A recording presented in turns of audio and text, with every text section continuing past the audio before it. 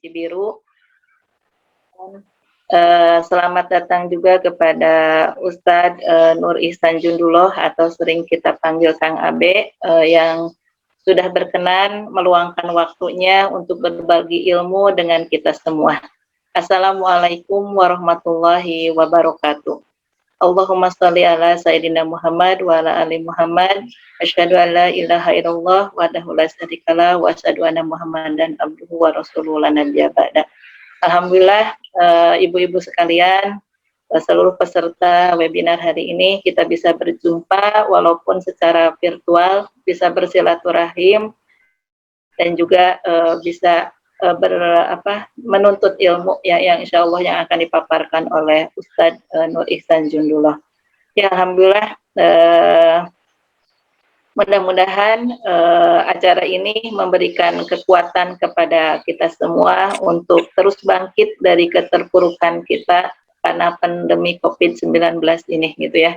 Tidak terasa sudah hampir 2 tahun kita menghadapi pandemi ini. Mudah-mudahan kita tetap diberikan kesehatan dan kemudahan oleh Allah Subhanahu wa taala.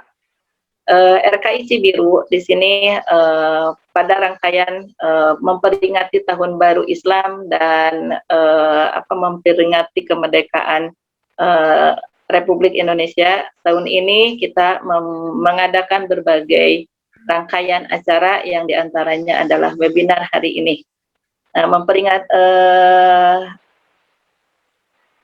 Memperingati kemerdekaan dengan beberapa acara, ya diantaranya webinar hari ini. Semoga acara hari ini menambah ilmu dan semangat untuk kita semua menjadi muslim yang memiliki semangat hijrah, membuat perubahan ke arah yang lebih baik. Ya.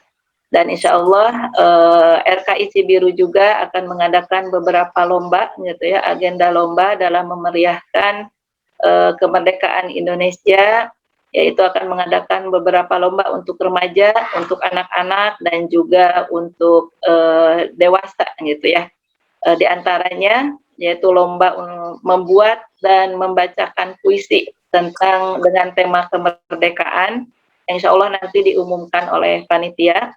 Kemudian lomba membaca teks Pancasila untuk anak-anak, gitu ya. Kita mengenalkan kembali Pancasila, gitu, kepada anak-anak kita, gitu. Kadang mereka tidak hafal, gitu ya, ketika ditanya tentang Pancasila, gitu ya. Mudah-mudahan itu mengingatkan kembali kepada anak-anak kita, gitu ya. Kemudian lomba menyanyikan lagu wajib dan lagu nasional. Nah, semoga peserta yang hadir hari ini dapat ikut berpartisipasi, gitu ya, dalam memeriahkan agenda RKI Cibiru ini. Itu mungkin rangkaian acara yang diselenggarakan oleh RKI Cibiru. Semoga dengan rangkaian acara tersebut memberikan wawasan kepada kita semua dan juga kebahagiaan agar kita tetap agar imun kita tetap terjaga, gitu. Kalau kita bahagia, insya Allah imun kita terjaga dan kita terhindar dari wabah pandemi COVID ini, gitu ya. Demikian dari saya. Selamat menyimak dan semoga menjadi ilmu bagi kita semua. Terima kasih kepada seluruh panitia yang sudah mendukung acara ini. Semoga menjadi amal soleh. Akhir kalam, billahi taufiq wal hidayah. Wassalamualaikum warahmatullahi wabarakatuh.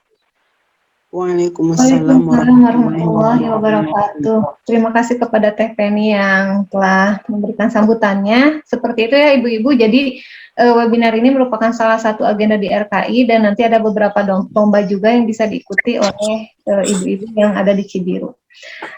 Untuk selanjutnya, itu akan ada pemaparan materi.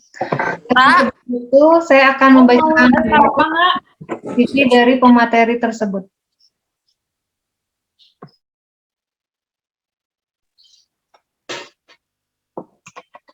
Baik, untuk pemateri kita hari ini bersama Ustadz Haji Nur Ihsan Junduloh LC, atau biasa kita sebut dengan Kang Abe, status menikah dengan memiliki 2 putra dan 2 putri. pendidikan SMAN 5 Bandung dan di Universitas Ummul Qura Mekah seperti itu. Fakultas atau jurusan syariah dan aktivitas sekarang yaitu sebagai ketua Yayasan Robani Asya dan mengajar. Untuk mempersingkat waktu kepada Ustadz Abed atau Kang Abed saya Suara saya jelas? Jelas Ustaz. Jelas, alhamdulillah. Suara Ustaz. Baik. A'udzubillahi minasyaitonirrajim. Bismillahirrahmanirrahim. Assalamualaikum warahmatullahi wabarakatuh. Alhamdulillah. Wassalatu wassalamu ala Rasulillah wa ala alihi wa sahbihi wa man walah, amma ba'du. Rabbi syrah li sadri wa yassir li amri wa hlul 'uqdatam min lisani yafqahu qawli. Allahumma la sahla illa ma ja'altahu sahla wa anta taj'alul hazna idza syi'ta sahla. Allahumma la ilma lana illa ma 'allamtana innaka antal alimul hakim. Allahumma 'allimna ma yanfa'una wanfa'na bima 'allamtana wa zidna ilman wa amalan ya rabbal alamin, amma ba'du. Hadirin partisipan acara Rumah Keluarga Indonesia Cibiru, webinar Hijrah dan Kemerdekaan Menuju Perubahan. Mudah-mudahan pagi hari ini semua sehat walafiat, keluarganya juga mudah-mudahan selalu dijaga, dilindungi Allah Subhanahu wa Ta'ala. Yang sakit kita doakan mudah-mudahan segera diberi kesembuhan, kekuatan, kesabaran, dan segera disehatkan insya-Allah. Kita doakan juga untuk saudara-saudara kita yang sudah mendahului, mudah-mudahan Allah terima amalnya, Allah ampuni dosanya, Allah lapangkan kuburnya, Allah angkat derajatnya, dan Allah berikan kesabaran untuk keluarga yang ditinggalkannya. Bapak Ibu hadirin, hadizan mungkin ya, hadizum, hadirin yang di Zoom. Kita ada di momen yang sangat istimewa ini, luar biasa. Di bulan Agustus, sekaligus bulan Muharram.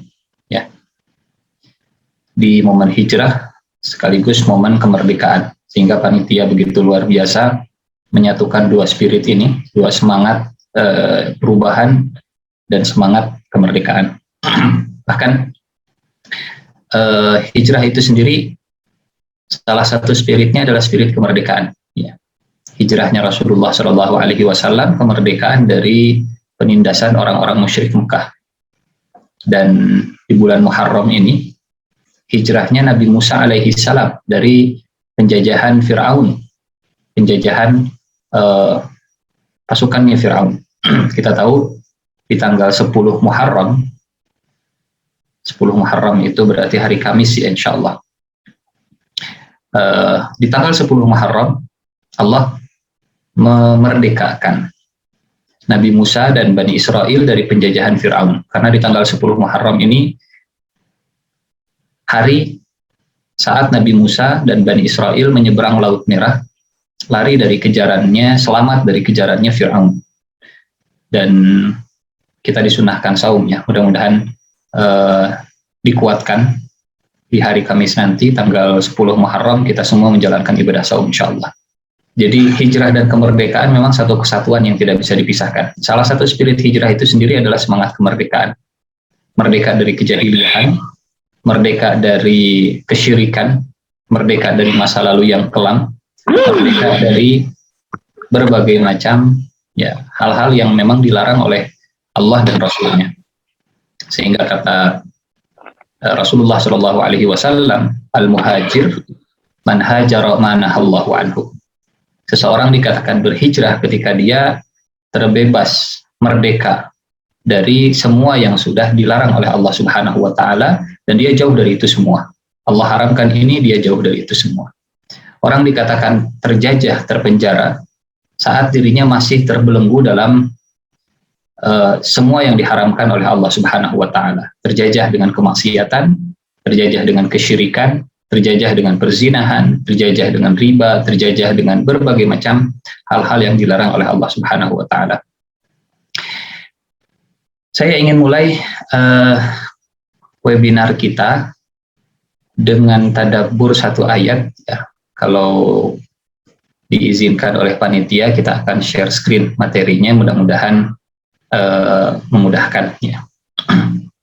Kita mulai dari tadabbur ayat yang masyhur, ayat yang populer, ayat yang familiar insyaallah. Ayat ini. A'udzubillahi minasyaitonirrajim. Bismillahirrahmanirrahim.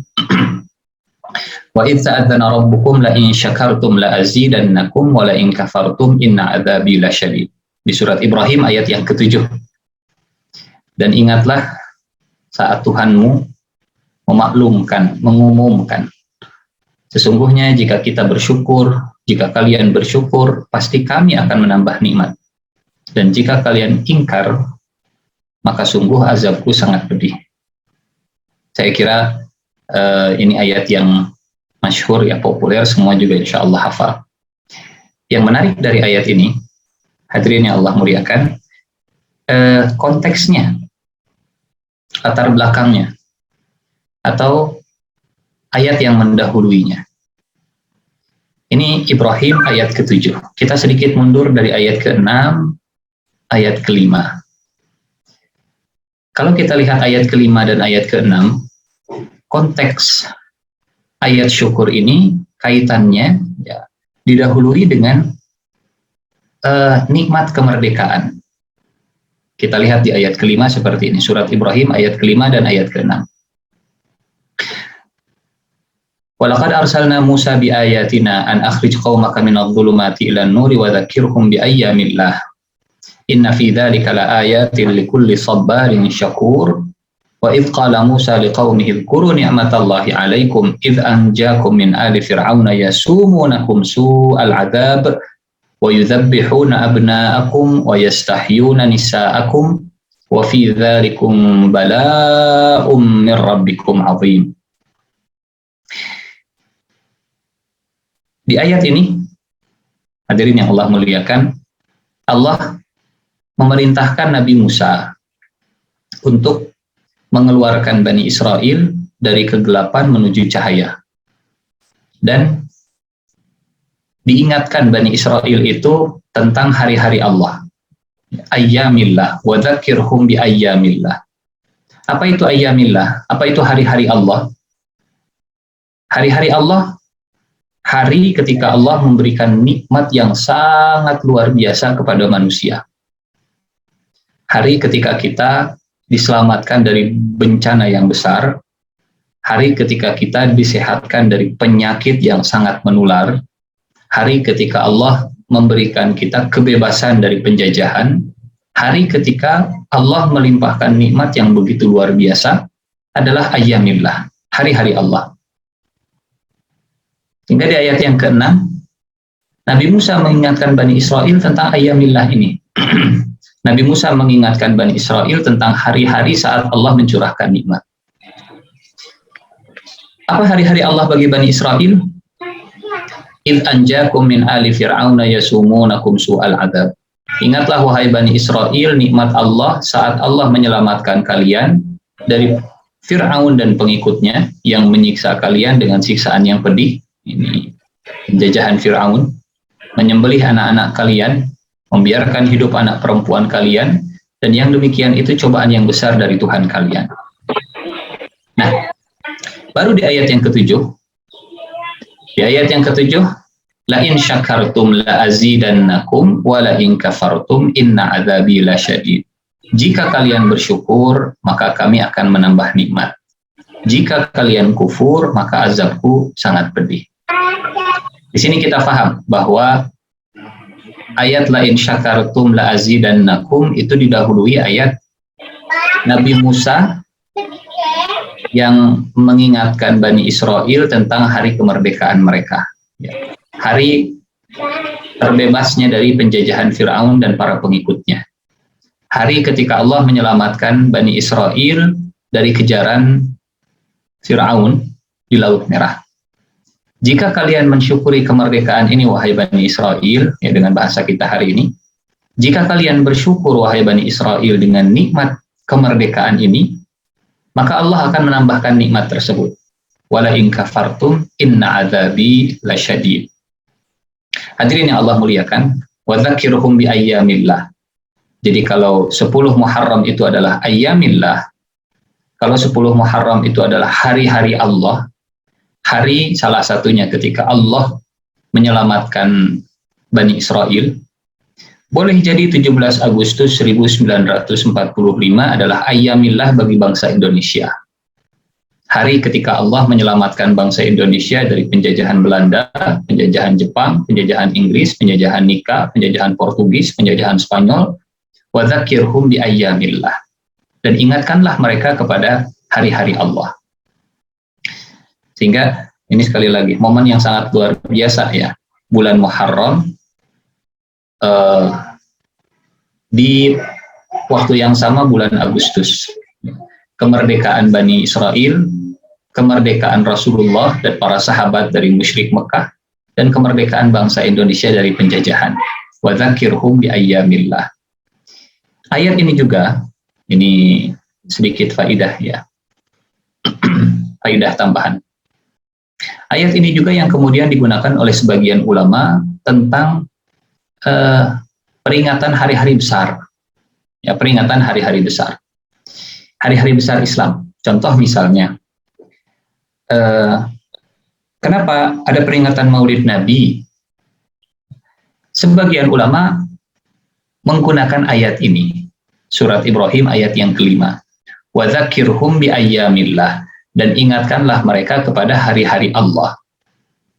Hari-hari ketika Allah mencurahkan nikmat, melimpahkan nikmat. Karena lahirnya Rasulullah Shallallahu Alaihi Wasallam adalah kenikmatan yang luar biasa, rahmatan lil alamin, rahmat bagi seluruh alam semesta. Sehingga mengingat hari ketika Allah mencurahkan nikmat itu mengaplikasikan kalimat atau ayat wa dzakirhum bi ayyamillah. Hadirin yang Allah muliakan, wa dzakirhum bi ayyamillah. Jadi 17 Agustus, 10 Muharram, hijrahnya Rasulullah Shallallahu Alaihi Wasallam, memperingati tahun baru Hijriyah. Ini bagian dari wa dzakirhum bi ayyamillah. Ingatkanlah mereka kepada hari-hari Allah. La in syakartum la azidannakum wa la in kafartum inna azabi lasyadid. Nah, yang luar biasa, yang luar biasa, kita sebagai bangsa Indonesia, sebagai Muslim di Indonesia, punya peran ya. Bahkan Allah Subhanahu founding father kita mengabadikan nama Allah Subhanahu wa taala di hari kemerdekaannya. Di hari kemerdekaannya. Kita tahu dalam pembukaan alinea, ya, pembukaan Undang-Undang Dasar 1945 di alinea yang ketiga, di paragraf yang ketiga, kalimat ini diabadikan. Atas berkat rahmat Allah yang Maha Kuasa. Wa dzakirhum bi ayyamillah. Atas berkat rahmat Allah yang Maha Kuasa dan dengan didorongkan oleh keinginan luhur supaya berkehidupan kebangsaan yang bebas, maka rakyat Indonesia menyatakan dengan ini kemerdekaannya. Sehingga ketika merdeka itu atas berkat rahmat Allah, mensyukurinya juga harus dengan sesuatu yang mendekatkan kita kepada rahmat Allah Subhanahu wa taala.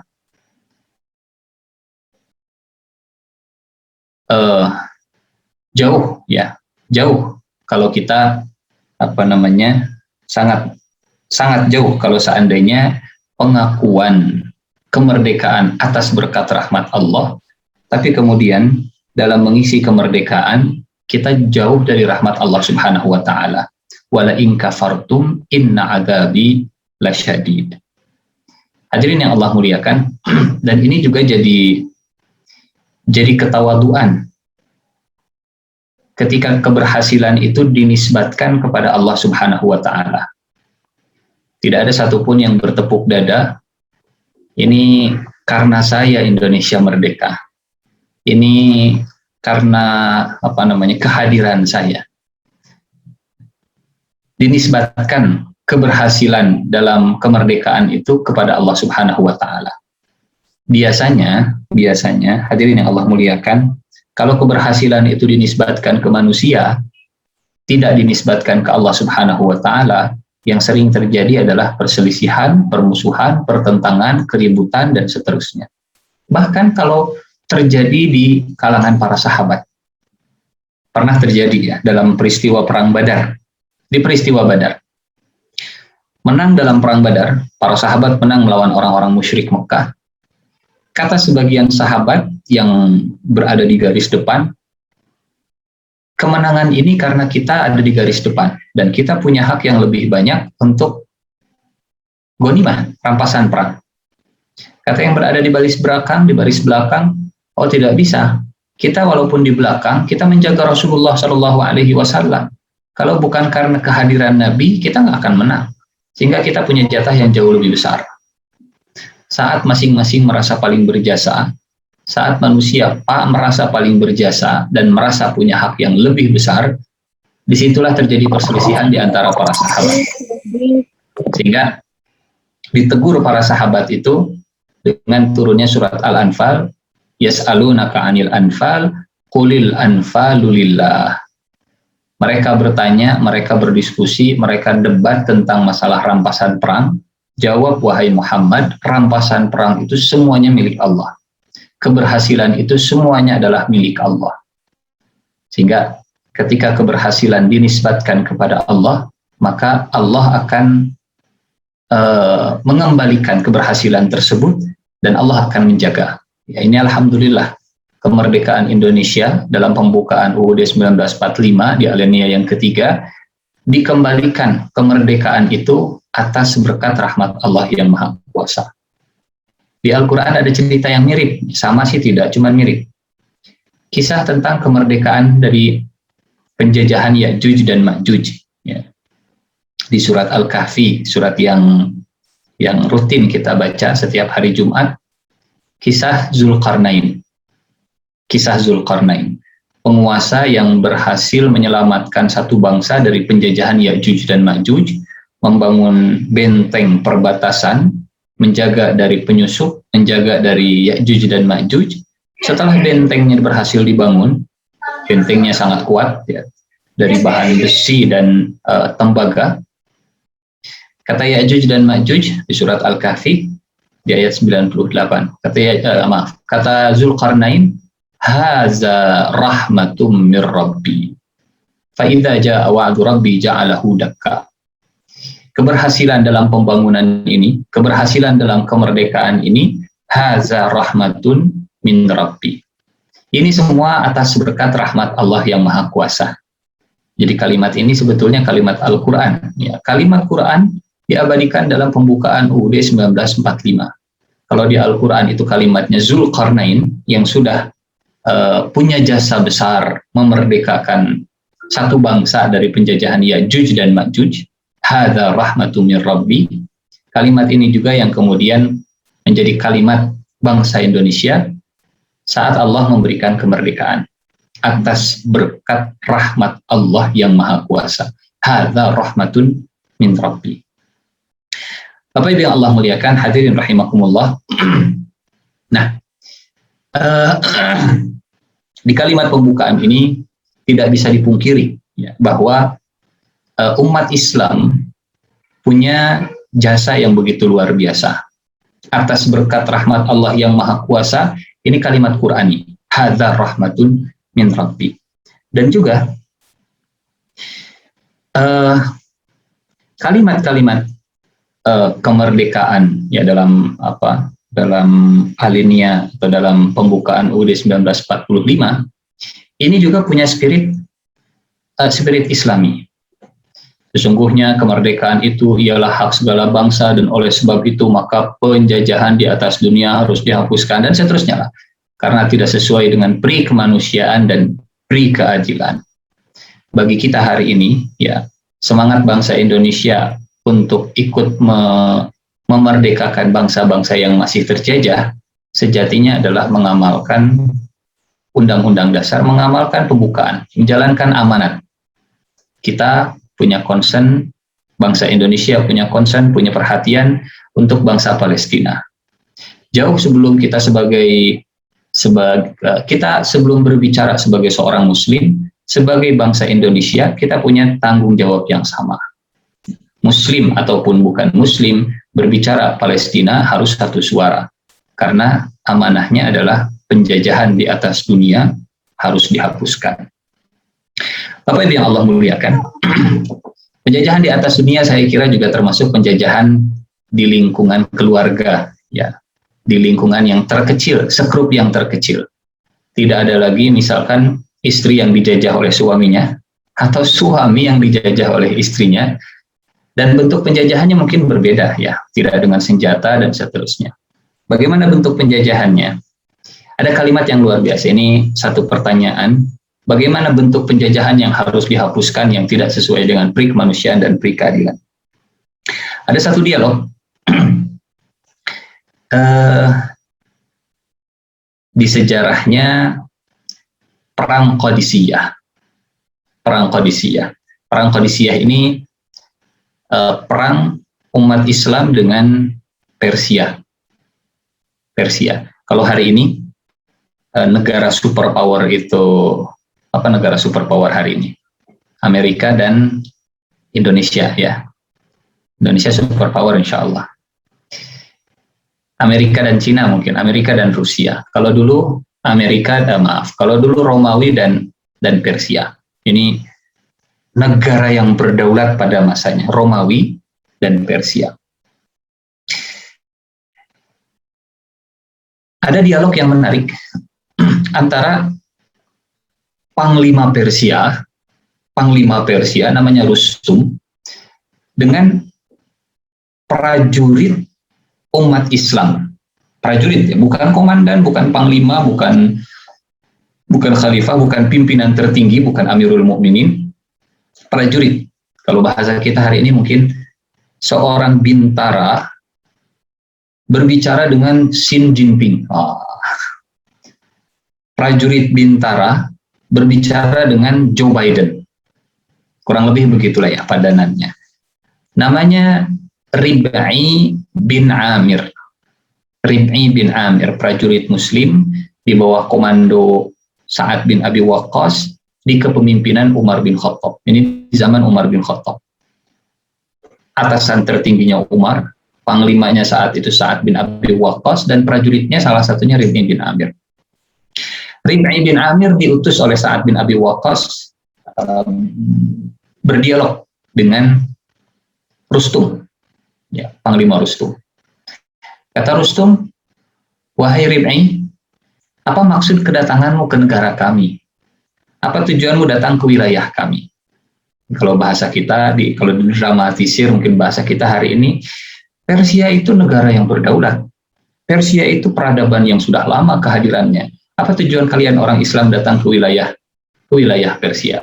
Mau minta bantuan? Mau mengajukan proposal untuk negaranya? Mau apa tujuannya? Apa kata Rib'i?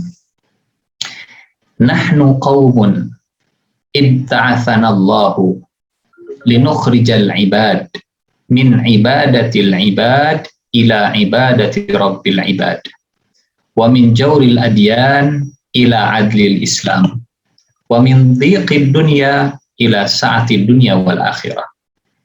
Kami adalah kaum yang diutus oleh Allah Subhanahu wa taala untuk memerdekakan manusia.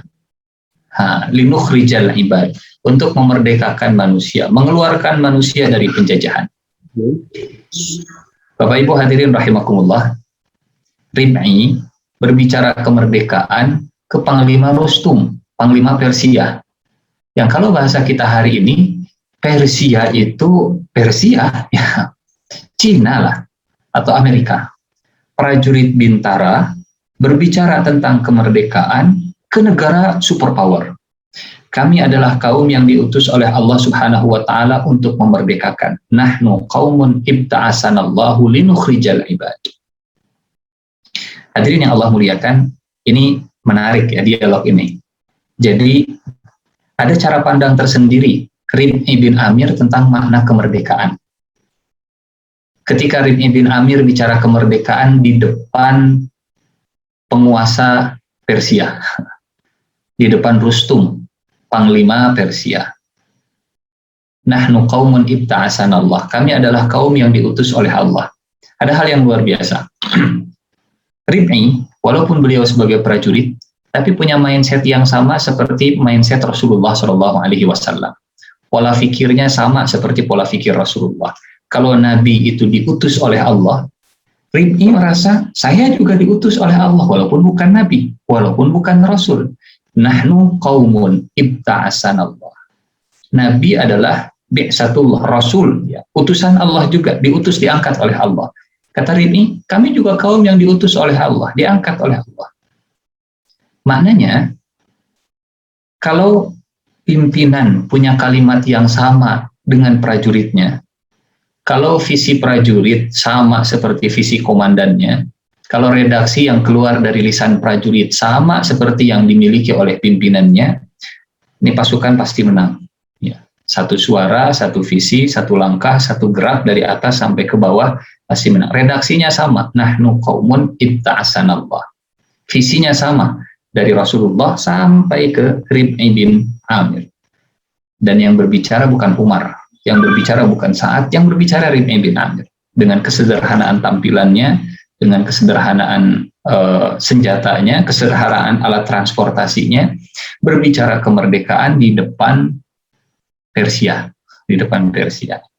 Kata Rib'i, nahnu qaumun ibta'asanallahu linukhrijal ibad min ibadatil ibad ila ibadati rabbil ibad. Kalau bahasa hari ini mungkin Rib'i akan menggunakan kalimat kemerdekaan itu adalah hak segala bangsa, maka penjajahan di atas dunia harus dihapuskan. Apa bentuk penjajahan menurut Rib'i bin Amir? Ada 3 menurut Rib'i bin Amir ya, yang harus dihapuskan. 1, kalau manusia masih menyembah manusia, maka manusia tersebut belum merdeka. Kalau manusia masih menyembah manusia, maka manusia tersebut belum jadi manusia merdeka. Hadirin yang Allah muliakan, apa maksudnya manusia menyembah manusia? Rasa-rasanya kalau ditanya, apakah kita menuhankan manusia?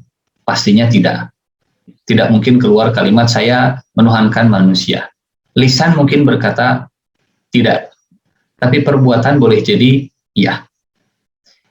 Ada satu ayat dalam surat At-Taubah ayat 31 yang bisa jadi renungan. Dulu ayat ini dikonfirmasi ya, bukan diprotes mungkin ya, di cross check oleh Ka'ab bin Malik. Kita coba tampilkan. Surat At-Taubah ayat ke-31. A'udzubillahi minasyaitonirrajim. Ittakhadhu ahbarahum wa ruhbanahum arbaban min dunillahi wal masih ibn Maryam wa ma umiru illa liya'budu ilaha wahida la ilaha illa huwa subhanahu amma yusyrikun. Mereka menjadikan orang-orang alimnya dan rahib-rahibnya sebagai Tuhan mereka. Kata Ka'ab bin Malik, ya Rasulullah, kami sebelum masuk Islam, ahli kitab, itu tidak menjadikan rahib dan ahbar sebagai Tuhan. Enggak, kami enggak menuhankan manusia. Kami enggak menuhankan manusia. Kata Rasulullah SAW, bukankah kalau Allah mengatakan halal dan rahib kalian mengatakan haram, kalian lebih mengikuti rahib? Bukankah kalau Allah mengatakan haram dan rahib kalian mengatakan halal, kalian lebih mengikuti rahib? Maka mengikuti yang bertentangan dengan perintah Allah itu sama seperti menuhankan selain Allah. Ini namanya menuhankan manusia. Kata Allah A, kata manusia B, dan kita ikut B. Itu namanya menuhankan manusia, kata Rasulullah SAW. Kata Allah boleh, kata manusia haram. Ya. Kemudian kita ikut apa kata manusia, dan manusianya juga bukan manusia yang faham tentang perintah Allah, tentang aturan Allah. Kemudian kita ikut kata Rasulullah, itu namanya menuhankan manusia. Sehingga tidak disebut merdeka kalau kata Rib'i, tidak disebut merdeka kalau masih menuhankan manusia. Bukan menyembah menyembah dengan sujud-sujud, misalkan engkaulah Tuhan saya dan seterusnya, enggak.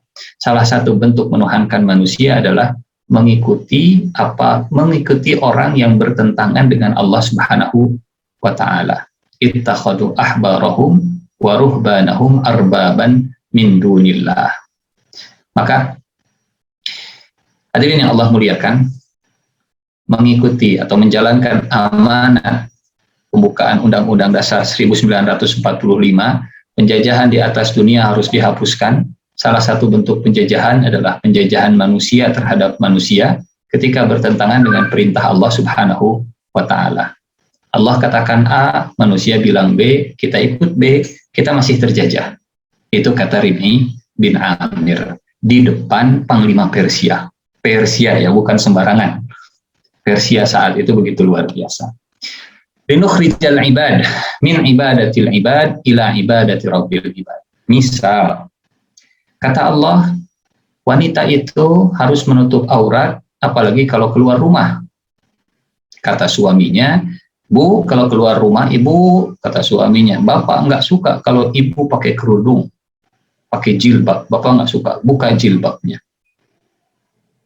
Dan ikut apa kata manusia, ya, dengan sukarela, dengan senang hati, padahal tahu bahwa Allah memerintahkan untuk menutup aurat.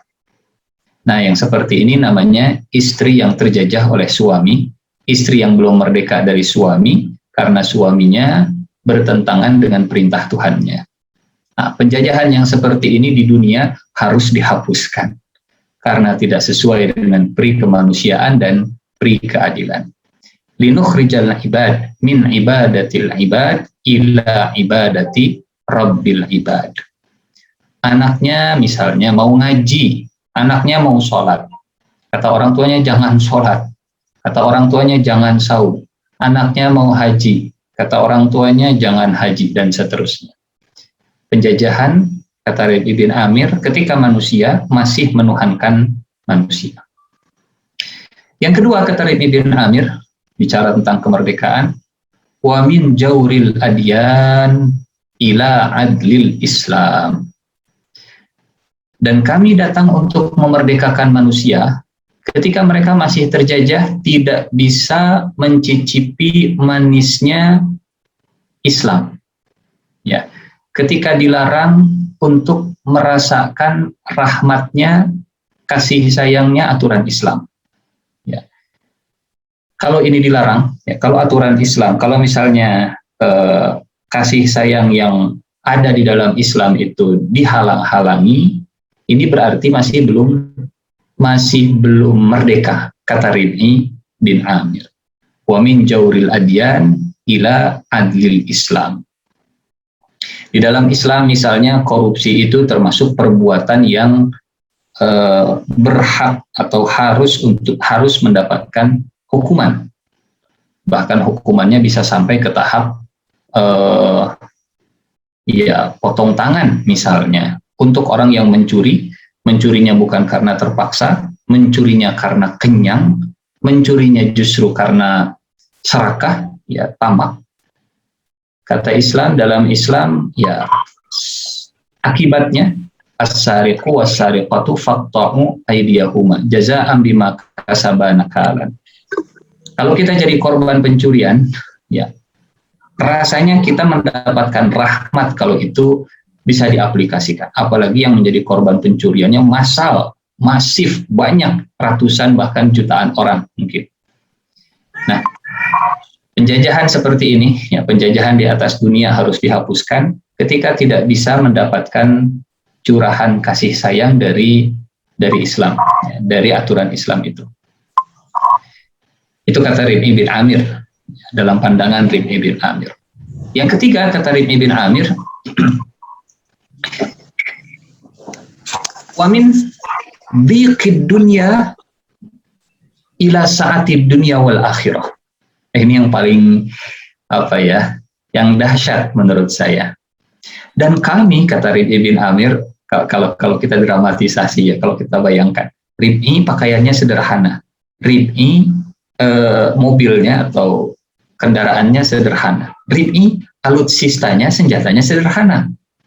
Bicara di depan Persia dengan kalimat, dan kami ingin memerdekakan, kami adalah utusan Allah, kaum yang diutus oleh Allah untuk memerdekakan dari sempitnya dunia kalian. bicara di depan Persia yang peradabannya begitu modern, tapi kata Rib'i, wa min dhiqid dunya. Semua infrastruktur yang sudah dibangun oleh peradaban Persia, menurut Rib'i, itu sempit. Wa min dhiqid dunya, dari sempitnya penjajahan dunia ke kemerdekaan luasnya dunia dan luasnya akhirat. Hadirin yang Allah muliakan, Rib'i punya mindset yang begitu luar biasa tentang kemerdekaan. Ya, sekali lagi, prajurit bintara bicara di depan penguasa peradaban dunia saat itu. Bicaranya tentang kemerdekaan. Dan yang nomor 3 ini, kami ingin memerdekakan dari sisi materi. Kami ingin memerdekakan dari sempitnya dunia, bukan untuk meninggalkan dunia, tapi menuju luasnya dunia dan akhirat. Kapan terjajah dengan dunia? Kapan seseorang itu belum merdeka dari sempitnya dunia?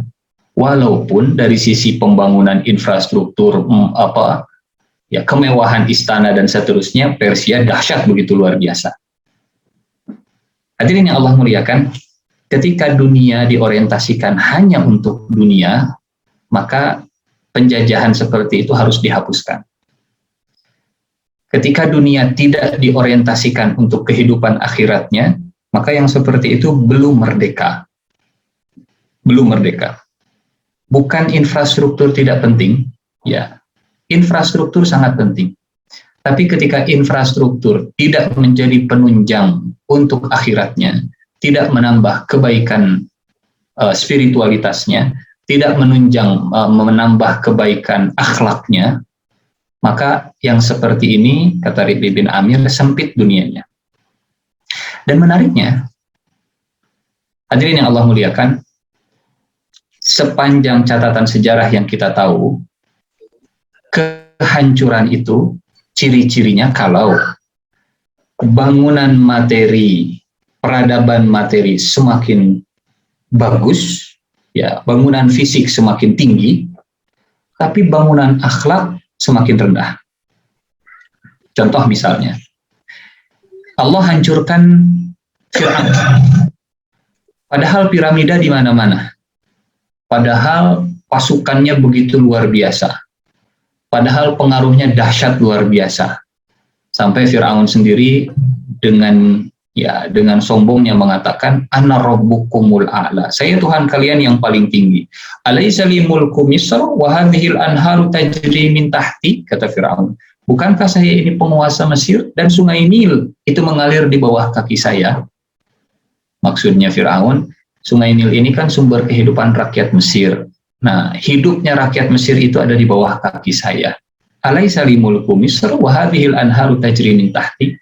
Di satu sisi bangunan di zaman Fir'aun itu begitu luar biasa, tapi di sisi yang lain perlakuan Fir'aun kepada utusan Allah begitu buruk luar biasa. Perlakuan Fir'aun kepada para pengikut utusan Allah begitu jelek luar biasa. Kalau bangunan semakin tinggi, tapi akhlak semakin rendah, hancur. Peradaban Nabi Saleh, ya, peradaban kaum Nabi Saleh. Apa yang terjadi? Gunung dipahat jadi batu. Gunung dipahat jadi rumah. Tapi perilakunya ke orang beriman, perilakunya ke para nabi dan pengikut nabi itu begitu buruk. Dan apa yang terjadi? Dihancurkan oleh Allah. Peradaban kaum Nabi Hud, kaum Ad. Gunung dipahat jadi batu. Biasanya kalau kita bikin rumah itu kan pondasi dulu, kemudian bikin dinding, kemudian bikin atap dari bawah ke atas. Ya. Tapi kalau peradaban zaman dulu bikin rumah, mahat gunung, itu bukan dari bawah ke atas, dari atas ke bawah. Dipahat dulu atapnya, jadi orang naik ke atas puncak gunung, kemudian dipahat sedikit-sedikit atapnya, setelah atapnya kemudian ke bawah dindingnya, setelah dinding kemudian lantainya, kemudian setelah itu masuk ke dalam dekorasi dalam rumah, interiornya. Jadi dari atas ke bawah mereka bikin rumah, kalau kita dari bawah ke atas.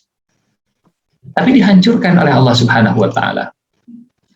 Dan umat Nabi Muhammad SAW pun akan hancur kalau mengulang pola yang sama. Sehingga kata Nabi, saat ditanya oleh malaikat Jibril, fa akhbirni an amaratiha. Wahai Rasulullah, wahai Muhammad, apa ciri hari kiamat itu akan tiba? Kata Rasulullah, antalidal amatu rabbataha wa antaral hufatal uratal alah ri'asyah yatatawaluna fil bunyan. Kalau anak sudah jadi majikan buat orang tuanya, sementara bangunan semakin tinggi. Ini jomplang ya, akhlak semakin rendah, akhlak ke orang tua semakin jelek, padahal bangunan semakin tinggi. Orang berlomba-lomba meninggikan bangunan. Materi semakin memuncak, tapi di sisi yang lain akhlak semakin turun. Nah, hadirin yang Allah muliakan, Bapak Ibu yang Allah muliakan, penjajahan yang ketiga, kata Rib'i bin Amir, adalah penjajahan ketika orientasi dunia hanya sekedar untuk dunia. Dunia tidak dibawa bekal untuk jadi akhirat, ya. Dunia tidak jadi bekal untuk dibawa ke akhirat. Kalau dunia dijadikan bekal untuk ke akhirat, maka orang tersebut sudah merdeka. Penjajahan yang pertama, kalau jadi penyembah manusia. Penjajahan yang kedua, kalau tidak bebas menerapkan ajaran agama. Penjajahan yang ketiga, kata Rib'i bin Amir, kalau orientasi dunia hanya sekedar untuk dunia. Nah, hadirin yang Allah muliakan, ini pertanyaan khayalan mungkin ya. Kalau Rib'i bin Amir jadi salah satu partisipan dari 70.000 partisipan di antara kita, ini kita ada 70.000 dengan malaikatnya.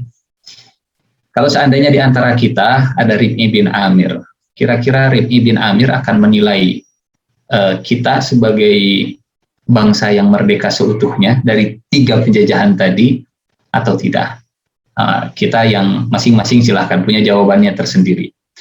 Hanya amanat dalam pembukaan Undang-Undang Dasar 1945, penjajahan di atas dunia harus dihapuskan. Penjajahan yang 3 tadi ya, penjajahan penyembahan kepada manusia, penjajahan ketika mengekang aturan beragama, kebebasan beragama, dan penjajahan ketika salah orientasi dunia. Hadirin yang Allah muliakan, kita kembali ke ayat tadi, ya, la in syakartum la azidannakum wa la in kafartum inna adzabi lasyadid. Sehingga mensyukuri kemerdekaan itu menghapuskan segala jenis penjajahan yang masih tersisa, yang masih ada. Dan kalau tadi rujukannya Rib'i bin Amir, bagaimana dengan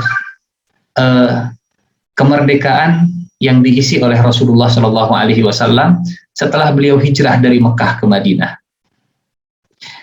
Hadirin yang Allah muliakan,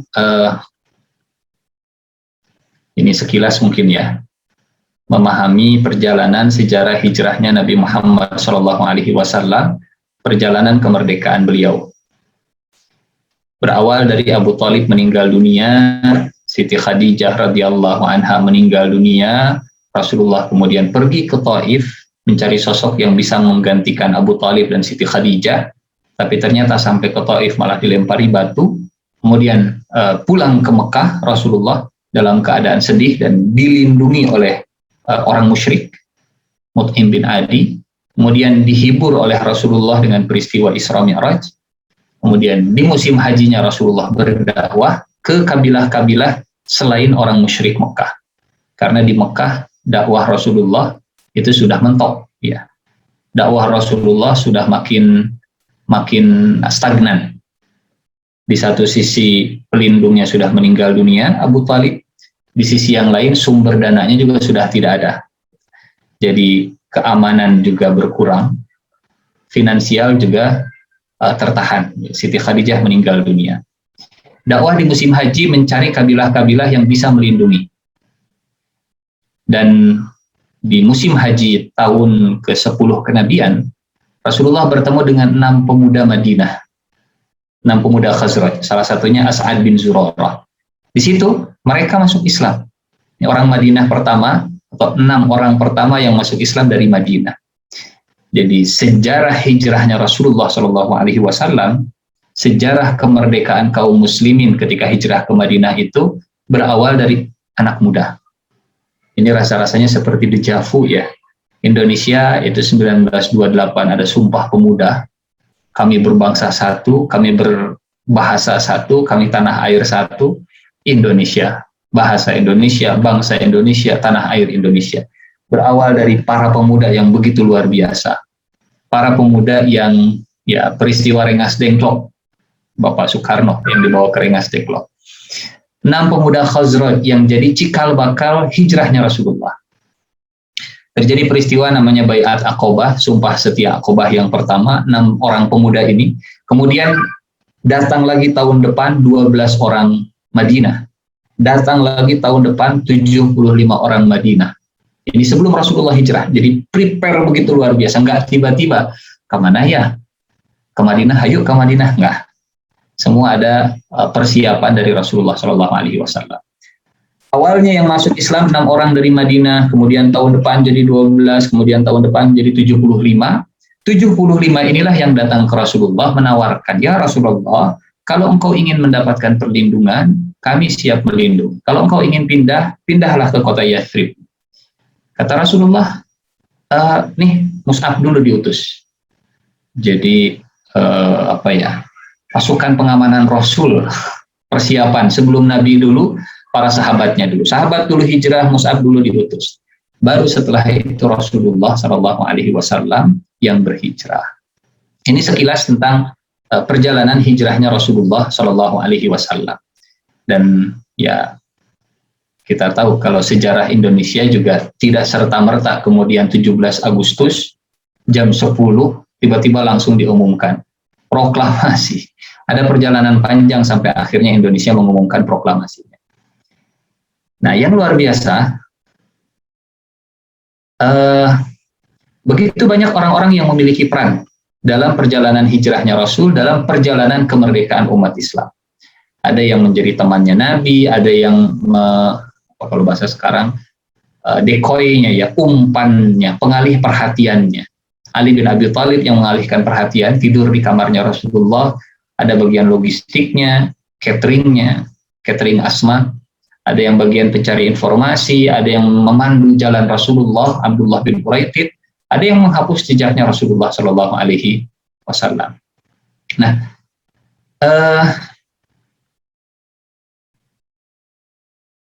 Bapak Ibu hadirin rahimakumullah, kalau kita coba kumpulkan ayat-ayat tentang hijrah,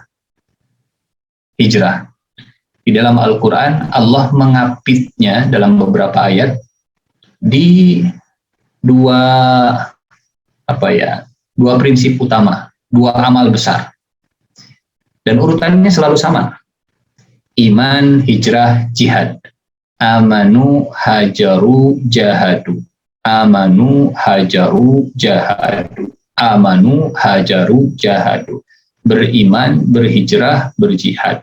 Yakin, berubah, berjuang. Yakin, berubah, berjuang.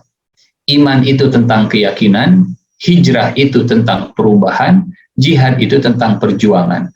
Tidak mungkin berubah kalau kita nggak punya keyakinan. Dan kalau sudah berubah, siap-siap untuk terus berjuang. Sehingga hidup setelah hijrah adalah hidup perjuangan. Hidup dengan penuh perjuangan.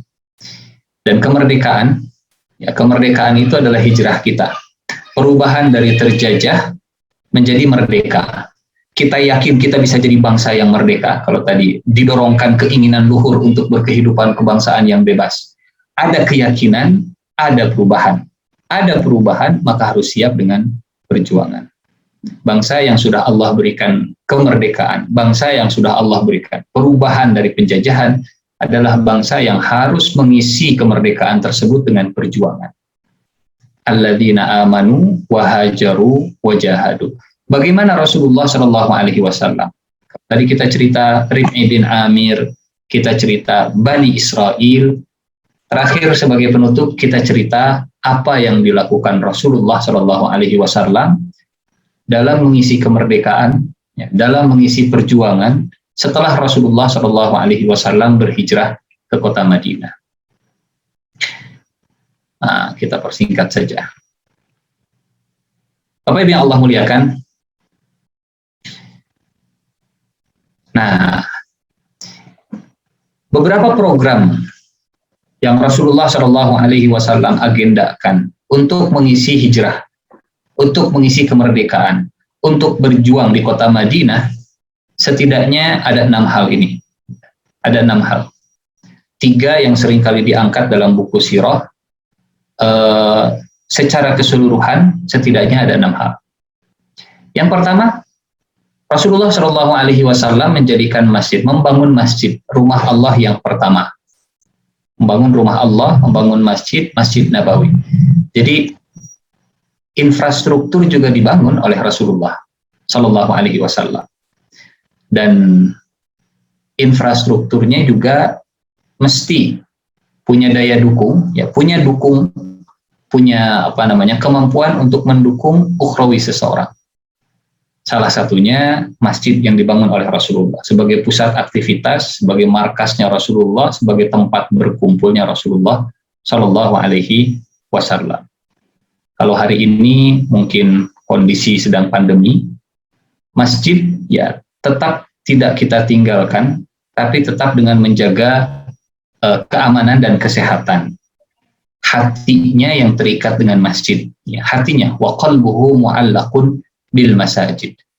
Ini yang pertama, ya, masjid sebagai pusat aktivitas. Yang kedua, Rasulullah Shallallahu Alaihi Wasallam mempersaudarakan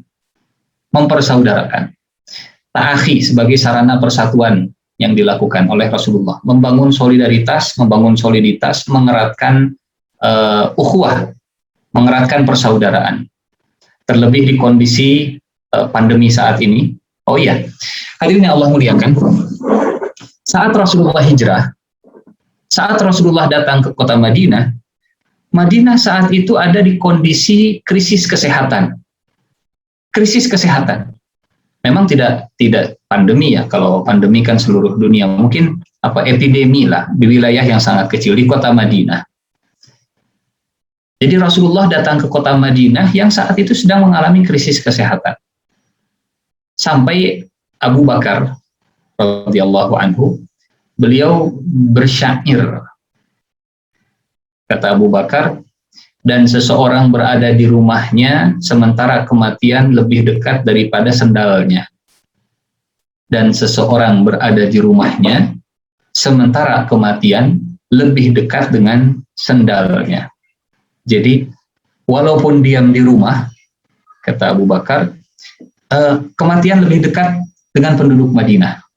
Saking mengerikannya kondisi kesehatan saat Rasulullah Shallallahu Alaihi Wasallam berhijrah.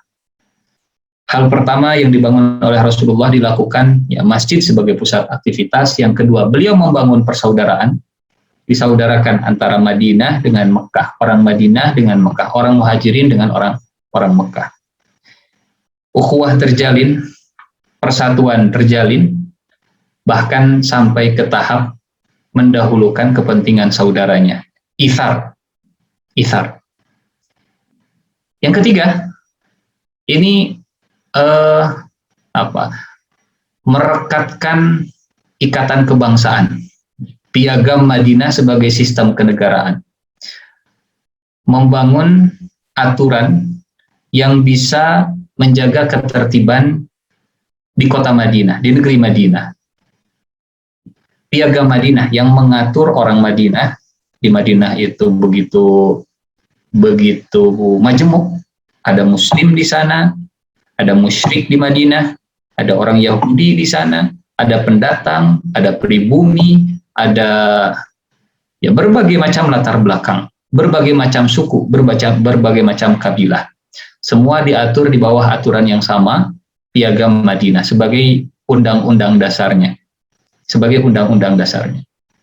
Dan aturan inilah yang akan menjaga ketertiban, aturan inilah yang akan menjaga keadilan, aturan inilah yang akan memastikan setiap orang di kota Madinah mendapatkan hak yang sama. Tidak ada istilah warga negara kelas 2 di kota Madinah saat itu, semuanya sama. Hak dan kewajibannya. Hadirin yang Allah muliakan, ya, hal-hal lain ini terkait dengan masalah kependudukan, sensus penduduknya Rasulullah, berapa muslimnya, berapa yang bisa mengangkat senjatanya, kemudian berapa yang mampu dari sisi ekonominya, kemudian Rasulullah membangun badan intelijen, Rasulullah patroli militer, dan kalau kita sebutkan salah satunya juga dari yang 6 ini, Salah satunya mungkin yang ketujuh bisa kita sebut, Rasulullah Shallallahu Alaihi Wasallam juga membangun pasar di kota Madinah. Rasulullah memotivasi para sahabat untuk menghidupkan perekonomian para sahabat. Ada satu cerita, ini sumber air yang dikuasai oleh orang Yahudi, ya, sumur Raumah. Dikendalikannya oleh orang Yahudi, ya, kebutuhan hajat hidup orang banyak, tapi dikuasai oleh segelintir pihak saja. Rasulullah memotivasi siapa yang bisa menyelesaikan permasalahan air di kalangan umat Islam, karena air harus beli ke sumur tersebut dan dijual dengan harga yang sangat mahal. Umat Islam sangat butuh, tapi dimainkan harganya oleh orang Yahudi. Sehingga Rasulullah memotivasi, siapa di antara kalian yang menyelesaikan urusan masalah air ini, maka baginya surga. Utsman bin Affan. Nah, Utsman bin Affan. Kata Utsman bin Affan, saya Rasulullah. Datang Utsman bin Affan ini ke orang Yahudi. Belilah sumurnya, saya beli sumurnya. Kata Yahudi, nggak bisa. Ini cuannya banyak ini. Ini untungnya banyak, nggak bisa dijual begitu saja. Nego. Akhirnya kata Utsman bin Affan, kalau begitu saya beli sahamnya. Kita seteng-seteng lah ya, kita setengah-setengah. Nanti profit sharing. Ya, kita sehari-sehari.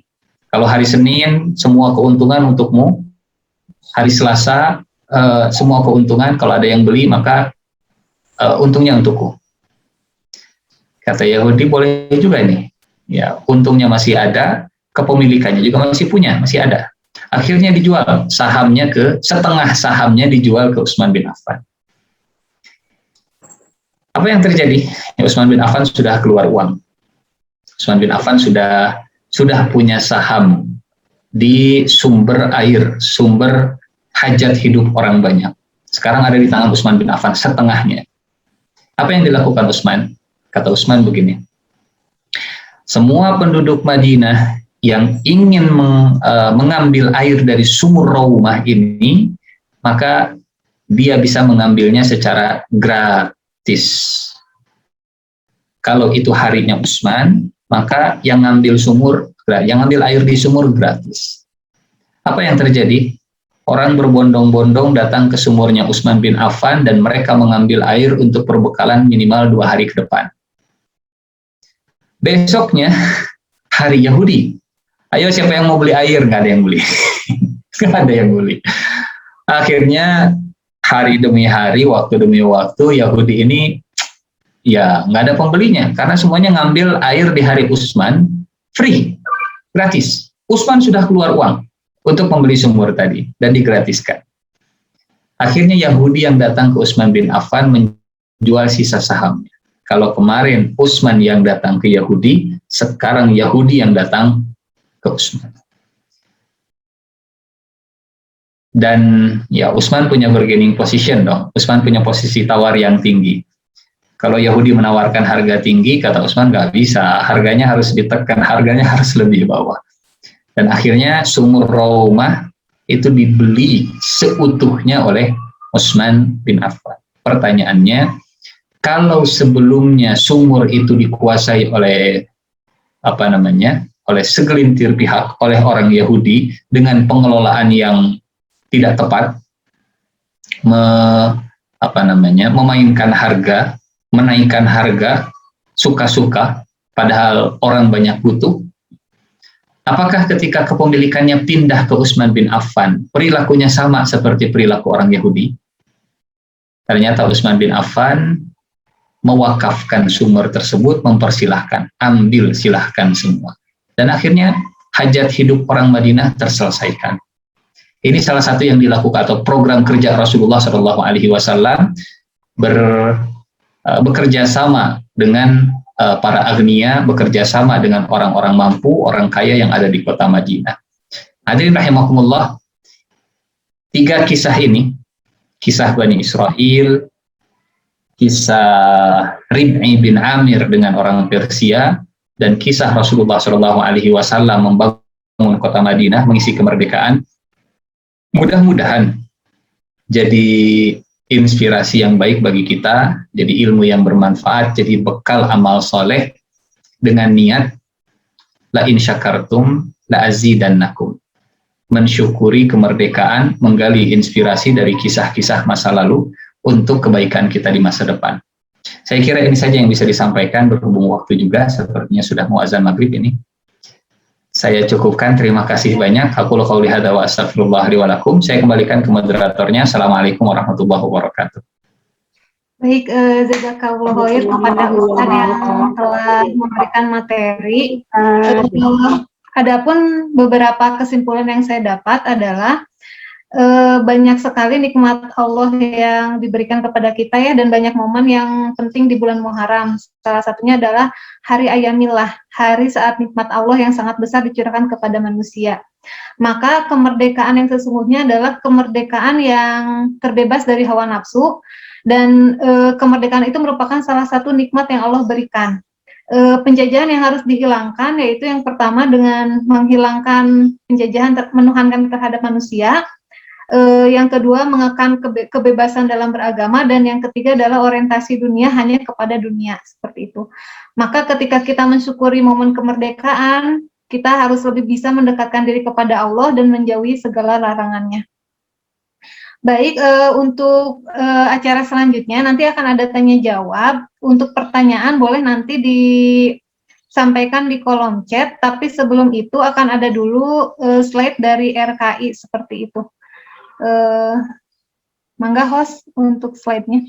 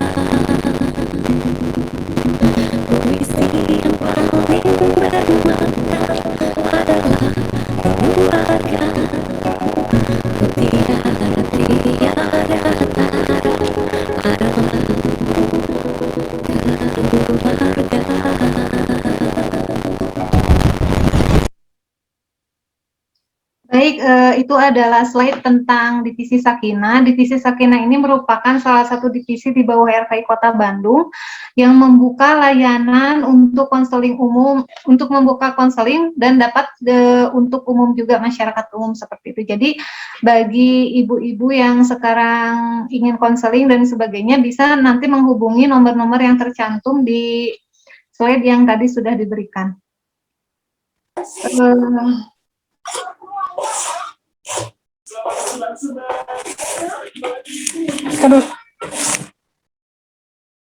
Bagi peserta yang belum mengisi presensi, dapat mengisi presensi di link yang telah di-share di kolom Zoom, di kolom chat Zoom maksud saya. Jadi boleh diisi dulu presensinya bagi yang belum mengisi presensi.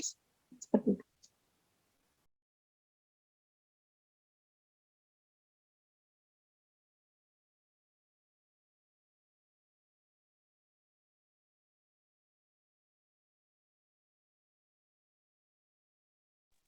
Bagi peserta webinar yang akan memberikan pertanyaan, boleh disampaikan di kolom chatnya. Saya akan membacakan untuk 3 penanya pertama.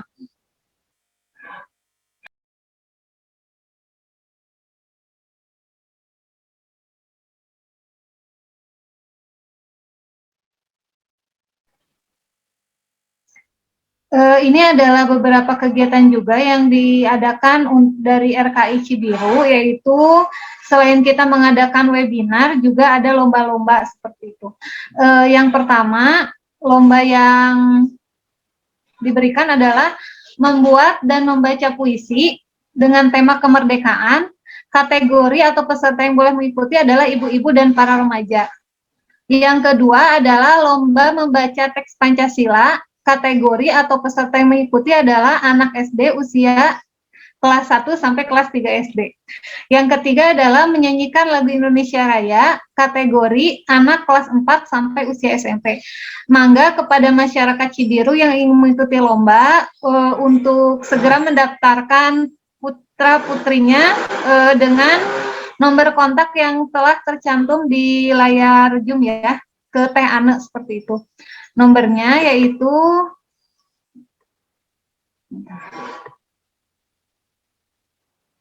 nomornya mungkin dapat di ibu-ibu tulis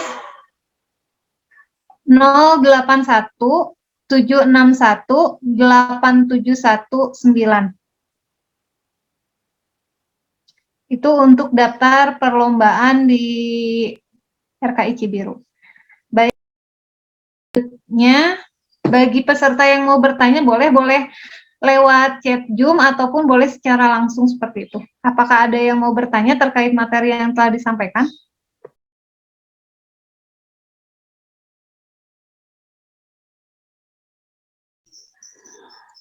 Teh Nurul, Bu Yani mau tanya boleh? Mangga, Bu Yani. Terkait dengan apa yang disampaikan Kang Abe, memang bagus ya, tapi untuk memperkuat kadang-kadang dalam keluarga itu harusnya seperti apa ya gitu. Cuman itu aja Teh Nurul. Hatur nuhun. Assalamualaikum warahmatullahi wabarakatuh. Mohon maaf Bu Yani, tadi memperkuat apa? Untuk memperkuat, ya terutama itu kan akidah ya. Oh. Seperti anak-anak kan, seperti memperkuatkan tuh, kita harus benar-benar bahwa sholat itu hanya memang kewajiban nomor 1, di samping kewajiban kan itu kebutuhannya. Terkadang kalau anak-anak itu suka lalai, nanti entar, nah itu bagaimana kiat-kiatnya untuk memperkuat hal itu.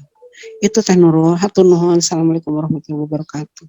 Baik, terima kasih kepada Bu Yani. Ustaz mau langsung dijawab aja atau menunggu 3 penanya atau seperti apa? Mangga dikumpulkan saja dulu, siapa tahu sama pertanyaannya. Baik, itu pertanyaan pertama. Ada lagi pertanyaan yang lainnya?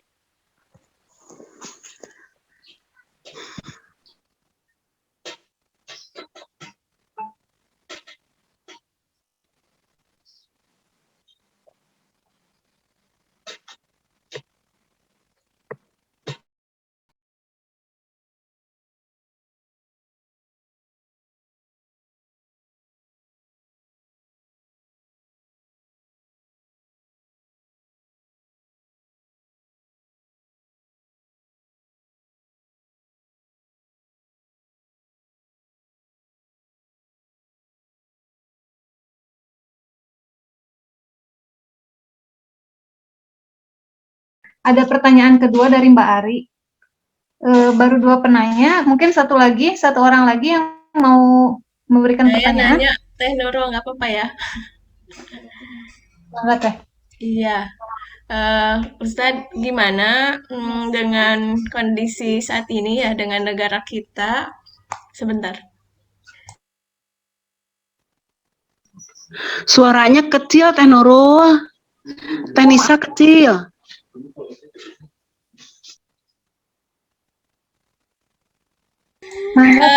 Ya, gimana Ustadz sikap kita gitu ya? Jadi berada di negara ini seolah-olah tidak apa ya? Jadi seperti ada pengekangan ya kepada kita ya sikap-sikap pemerintah, kemudian dengan hoax-hoax sepertinya kita itu tidak merdeka gitu ya, tidak bebas gitu ya.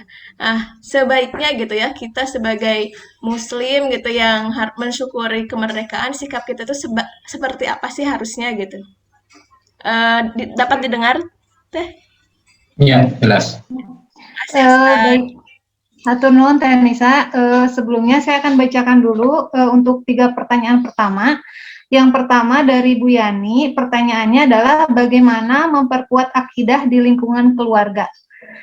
Yang kedua, pertanyaan dari Mbak Ari yaitu boleh diulang sedikit Ustadz tentang iman, hijrah, dan jihad terutama untuk orang tua dalam mendidik anak-anaknya. Dan pertanyaan Teh Nisa yang ketiga adalah bagaimana sikap kita terhadap menyikapi sikap pemerintah yang terasa agak mengekang gitu terhadap aturan-aturan yang diberlakukan seperti itu. Ustadz, itu 3 pertanyaan pertama. Baik. Bismillahirrahmanirrahim.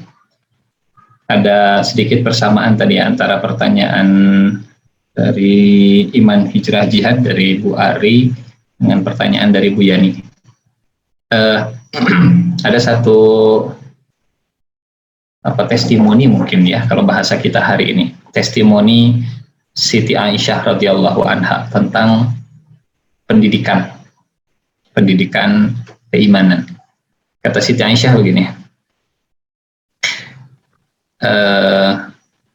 innama unzila awwalu ma unzila minhu suratun minal mufassal fiha dzikrul jannah wan nar hatta idza thaban nasu ilal islam nazalal halal wal haram walau nuzila awwalu syai'in la tashrabul khamra laqalu la nada'aha abadan walau nuzila la tazinu laqalu la nada'u zina.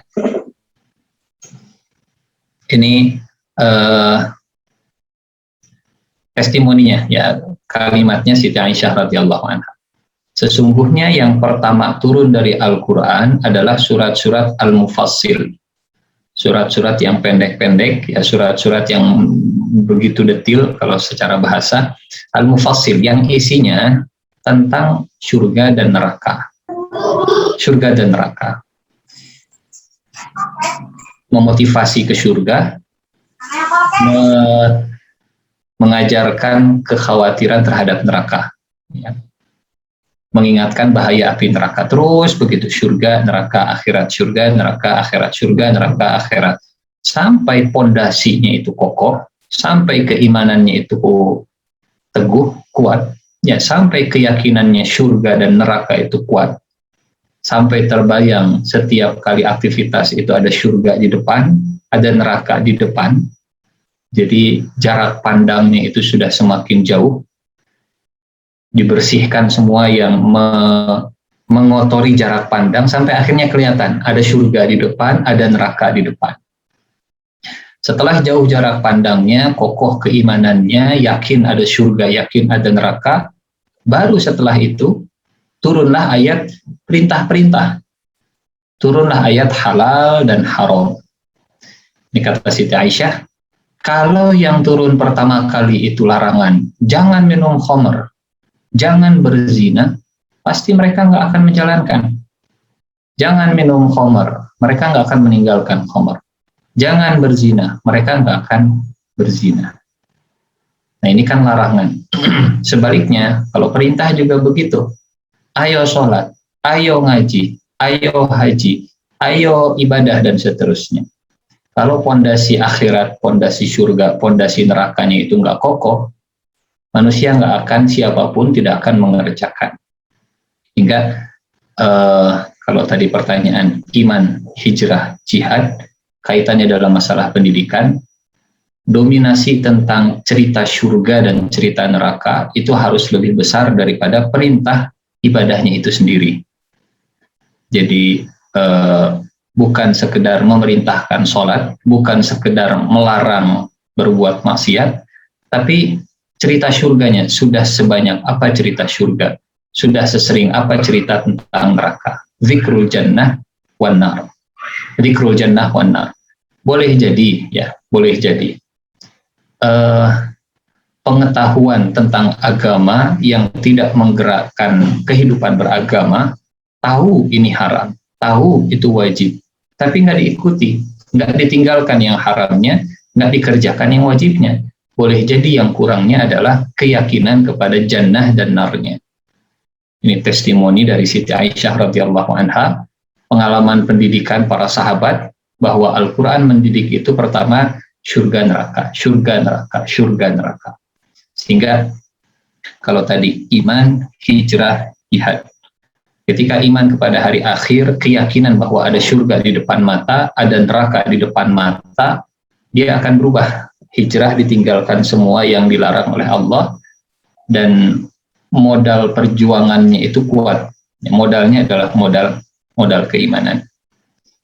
Ini pertanyaan iman, hijrah, jihad dengan pertanyaan apa tadi? Salat ya. Didominasi cerita surganya dan didominasi lagi, mendominasi cerita surga dan cerita nerakanya. Karena sekali lagi, punten, kalau cerita surga nerakanya lebih dominan, perintah itu akan jauh lebih ringan. Tapi kalau perintah itu jauh lebih dominan dan surga neraka itu minoritas, jarang dibahas, sedikit dibahas, dan tidak menggerakkan, cerita surga tidak bikin semangat gitu. Kitanya cerita surga juga kurang semangat, kurang banyak tahu surga teh siga kumaha sih, walaupun memang nggak bisa dibayangkan. Pokoknya mah surga teh kumaha teh ya, kayak gimana surga itu. Ada satu kitab, satu buku sudah diterjemahkan ke bahasa Indonesia juga. Bukunya Ibnul Qayyim Al-Jauziyah, Jalan-Jalan ke Taman Surga. Bukunya bagus. Ini bisa jadi buku keluarga ya, cerita ke keluarga kita seperti apa indahnya surga. Nah, sebelum cerita neraka, surga saja dulu ya diceritakan. Jannah baru setelah itu nar. Kemudian pertanyaan tadi tentang mengekang ya dari Bu Nisa. Kalau saya melihatnya begini. Saat ini aturan dari pemerintah itu sudah masuk ke wilayah yang sifatnya sangat personal. Misalnya mengatur tata cara beribadah, itu kan wilayah yang kalau kata orang sekuler, ini bukan wilayah negara, ini bukan wilayahnya pemerintah. Kata orang sekuler, ya negara jangan mengurusi masalah ibadah, apalagi ibadah yang urusannya personal begitu.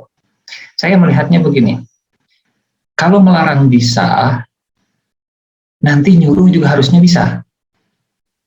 Gitu. Jadi kalau sekarang, jangan dulu ke masjid di sebagian tempat. Kalaupun ke masjid, harus jaga jarak. Kemudian di masjidnya dipantau, diawasi, dan seterusnya.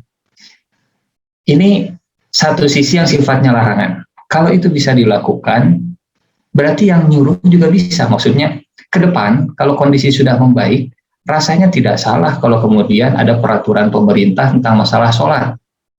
Semua orang muslim diwajibkan ke masjid, ya datang ke masjid, dan dikontrol. Siapa yang tidak datang di masjid, kemudian dicatat, dikasih sanksi. Dan orang yang punya pemahaman sekuler, ini kan urusan ibadah, nggak usah diatur-atur, ini kan urusan pribadi. Loh, kalau melarang kenapa bisa, kalau nyuruh kenapa nggak bisa?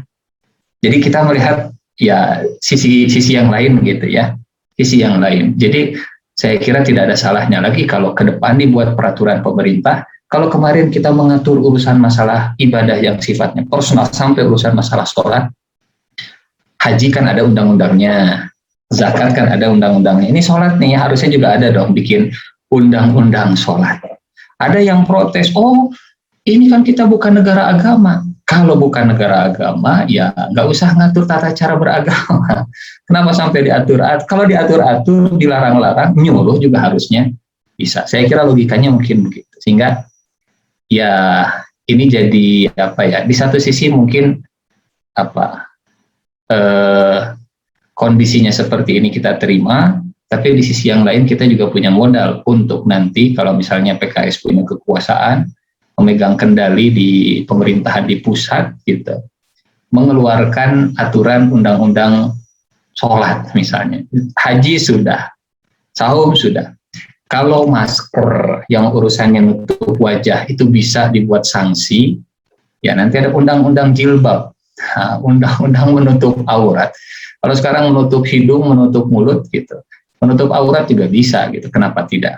Wallahu alam bishawab. Wallahu alam bishawab.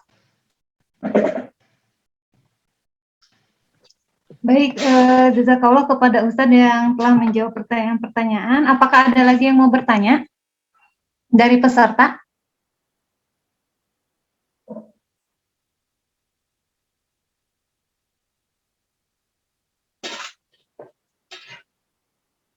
Baik, ada pertanyaan dari Bu Eni Rohayeni. Ustadz, bagaimana cara pemahaman kaidah untuk seorang mu'alaf? Katanya Ustadz. Bagaimana memahamkan kaidah untuk seorang mu'alaf? Kaidah apa maksudnya? Kaidah. Kaidah berumah tangga, kaidah apa ini? Kaidah ada banyak. Atau al-kaidah? Kaidah atau akidah mungkin ya. Akidah mungkin ya Ustaz. Oh, akidah, ya typo mungkin ya hurufnya.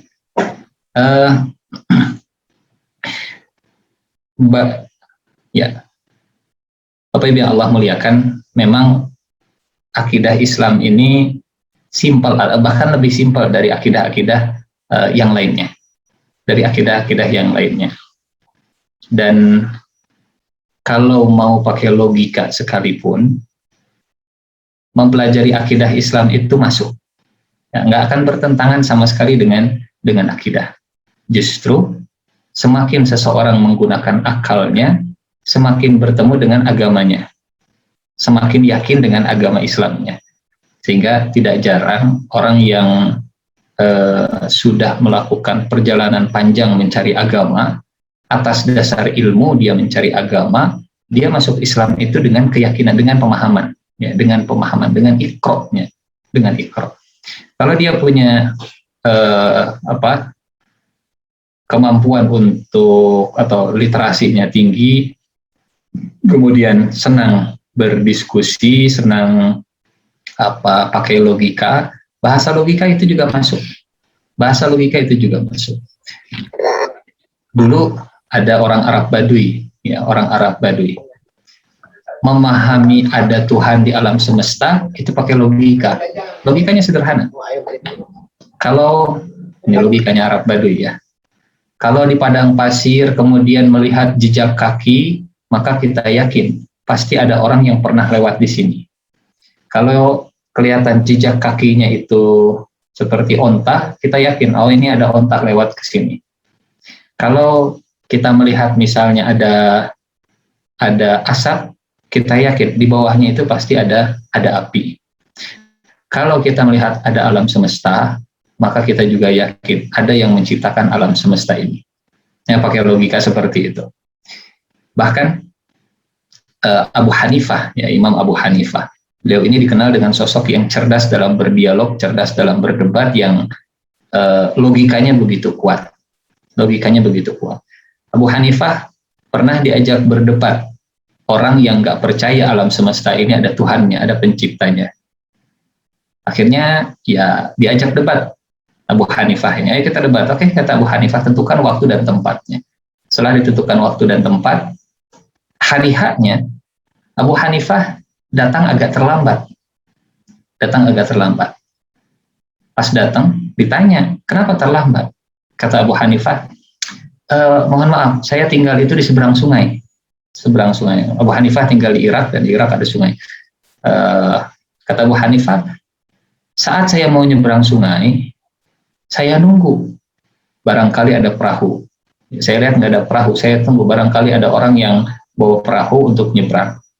Saya tunggu, tiba-tiba, kata Abu Hanifah, ada kayu hanyut di sungai. Dan di depan mata saya, pohon itu, ya, batang pohon itu kemudian berubah jadi perahu, kemudian sebagian ada yang berubah jadi dayungnya, berubah begitu saja tiba-tiba, dan saya pakai perahu itu untuk nyebrang.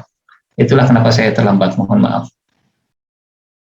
Kata orangnya, kata orang yang mau ngajak debat, Abu Hanifah, engkau ingin merendahkan akal kami, mana mungkin ada batang pohon tiba-tiba berubah jadi perahu dengan sendirinya. Kata Abu Hanifah, kalau gitu debat kita selesai.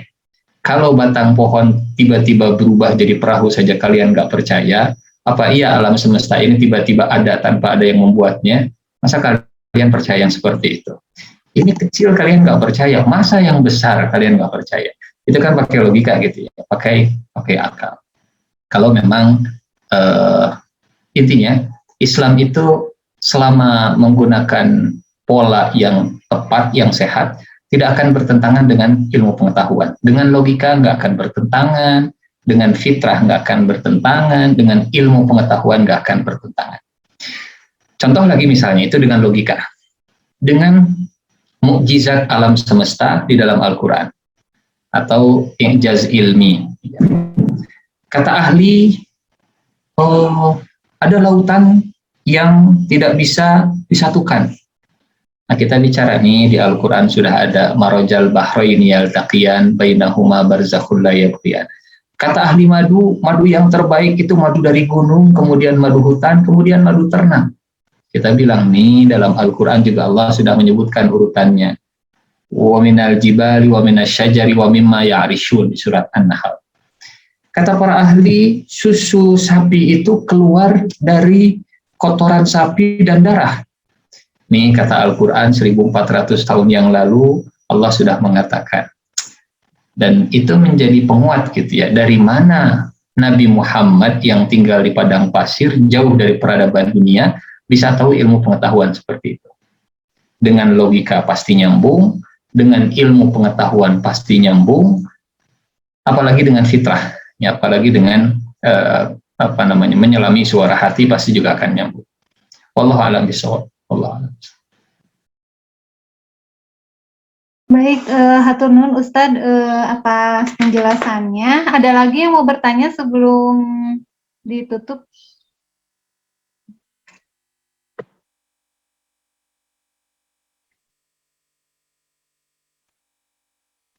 Baik Ustadz.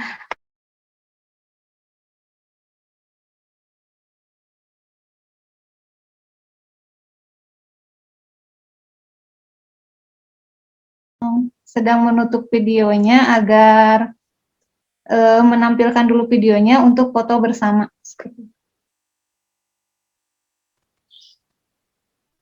Host sudah siap untuk memoto?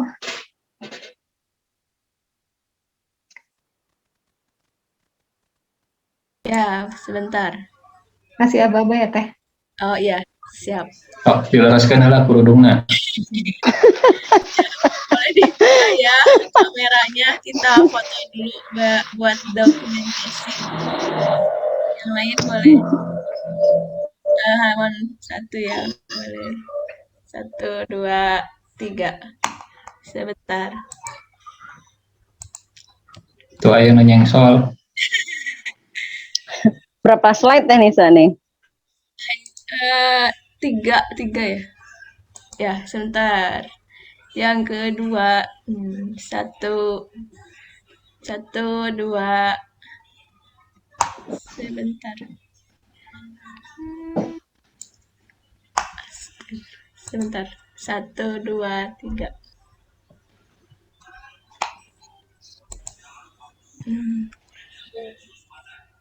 Satu lagi, 1, 2, 3. Sudah Teh Nurul. Alhamdulillah. Baik, hatur nuhun Teh Nisa yang telah mendokumentasikan. Untuk pengumuman door prize, hari ini ada peserta yang mendapatkan door prize dari panitia. Yang pertama kepada Teh Tita yang tadi sebagai peserta datang pertama.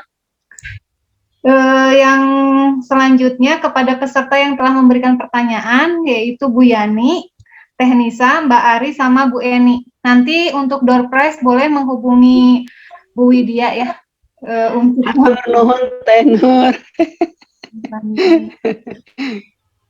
Baik Ustadz, sebelum ditutup mungkin ada closing statement dulu dari Ustadz Tafadol. Baik, hadirin yang Allah muliakan, seluruh peserta webinar RKI Cibiru, momen hijrah dan momen kemerdekaan ini jadi momen kita untuk meningkatkan kualitas syukur menambah nikmat, menambah kebaikan, menambah manfaat, berbagi dan semakin peduli kepada sesama. Menjaga kesehatan bagian dari rasa syukur kita kepada Allah atas nikmat sehat. Menjaga kemerdekaan bagian dari rasa syukur kita atas nikmat kemerdekaan. Menjadi orang yang lebih baik lagi, meninggalkan yang Allah larang, menjaga keluarga kita, mensoleh-solehahkan diri dan keluarga kita, juga bagian dari spirit hijrah kita.